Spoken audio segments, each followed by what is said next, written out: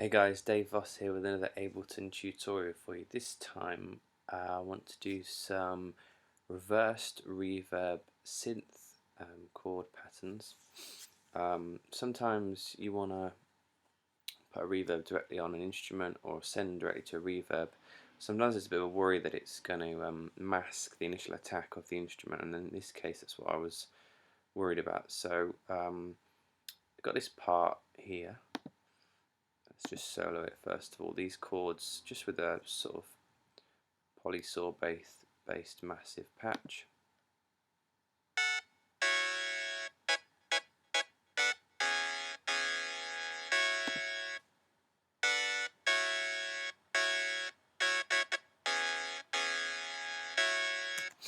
So just a little phrase there in chords. We've got a filter delay on a few of the bits and bobs. I'll just quickly, yeah, we won't look at the massive patch because it's pretty straightforward. Then what I did was I decided to make a medium version of this first patch. So sort of a little bit harsher, a little bit, yeah, not too harsh. That's going on here. So let's just play those two together. I'll turn everything else off for now. Here we go.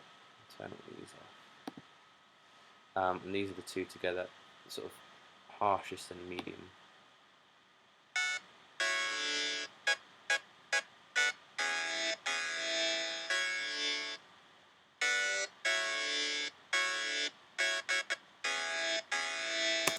So the second one I think has got a little bit of a slower attack on the filter, just to give it a little bit of that rise, a little bit of an accent as these notes come through here. And that's going to be important when we get on to the next couple of stages. So the final thing I wanted to do was make this sort of smoother, reverb focused third version of it. So if you can see on here, I've got my group of chords, and I've got one sent to a reverb quite heavily, in fact 100% sent to a reverb. Here's my reverb channel. There we go. And this one's completely sent to the return track A reverb. Only that one, the others are kept completely dry. Some people do this through side chaining. I wanted a bit of control over it manually, so I've kept it like this, and you're going to see why in a minute.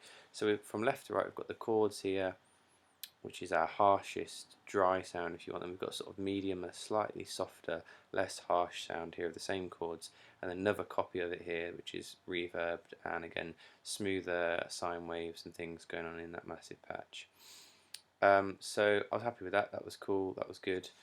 But what I wanted to do was try and bounce this to an audio channel, and then I could edit it a little bit more, tweak it, maybe sort of just what I really wanted to do was reverse it, and so that it would swell in even more, and we just have the reverb really kicking in.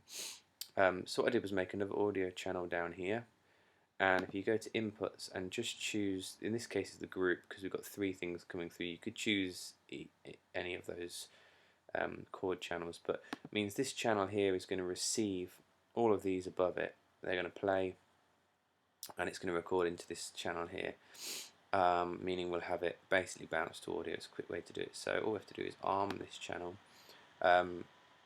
Normally you'd have to solo all of the other channels up here, but since we're not playing anything else at this point, that's fine, we don't need to do that. So I'm just going to hit record, whoops, record up here, and off we go.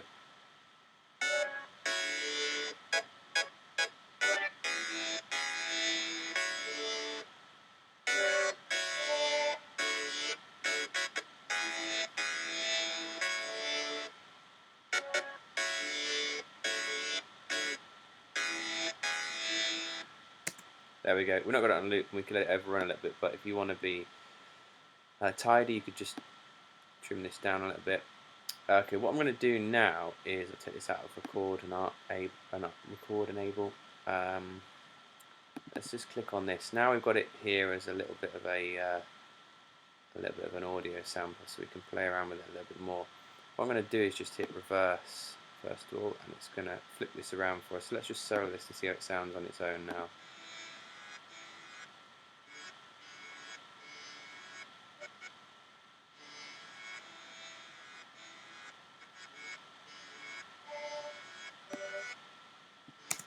Okay, so what we've got is we've got that bit more of that swell, and it's very soft, very subtle.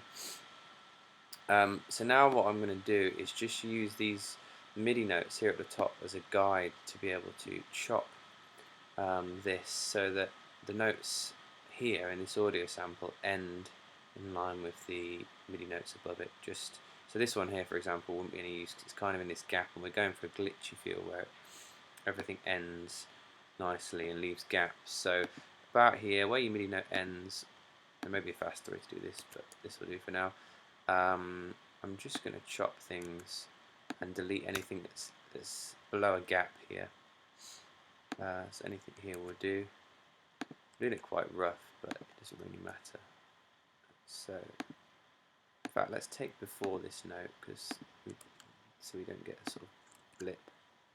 And just take that one away, and then here might be a nice place to end that one. And underneath there we go. So now that will do. In fact, that one's in a gap. Let's just take that back to there. That will do. And bring this one forward.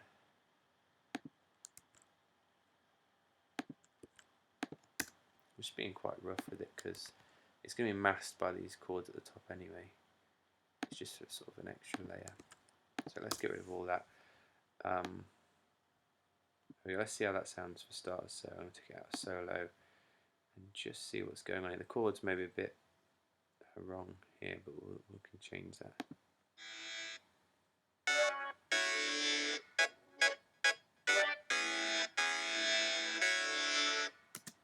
So without this, let's just hear it again.